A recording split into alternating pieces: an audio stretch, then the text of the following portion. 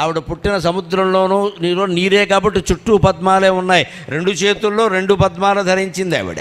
అంచేత పద్మ అంటారు ఆవిడ. పద్మప్రియే, పద్మిని, పద్మహస్తే, పద్మాలయే, పద్మదళాయతాక్షి. ఆవిడ చేతులు పద్మాలు, ఆవిడ కళ్ళు పద్మాలు, ఆవిడ ముఖం కూడా పద్మమే. పద్మంలా ఉండడం అంటే ఏమిటి? కింద బురదే ఉంటుంది, బురదలోంచే పద్మం పుడుతుంది. కానీ పద్మానికి బురద అంటదు. మనం ఈ కుళ్ళుబోతు సమాజంలో ఉంటూ కూడా ఆ కుళ్ళు అంటకుండా జాగ్రత్త పడాలి. అది పద్మం అంటే ఏం చేయాలి? పద్మం ఏం చేస్తుందో అదే చేయాలి. పద్మం ఏం చేసింది? బురదలోంచే పుట్టింది, బురదలో ఉండలేదు, పైకి ఎదిగింది. నీటి మట్టం ఎంత ఎదిగితే అంతకంటే 2 అంగుళాలు పైకి ఎదుగుతుంది పద్మం. భగవంతుడు దానికి ఆ శక్తి ఇచ్చి. పద్మం గురించి నీటి మట్టం ఆగిపోదు కదా.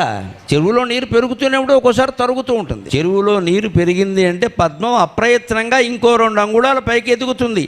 అంటే నీ జీవితంలో దుఃఖభారం సుఖభారం కూడా 2 పెరిగినప్పుడు నువ్వు అంతకంటే ఎత్తుగా ఎదుగు, అప్పుడు సుఖంగా ఉంటావు.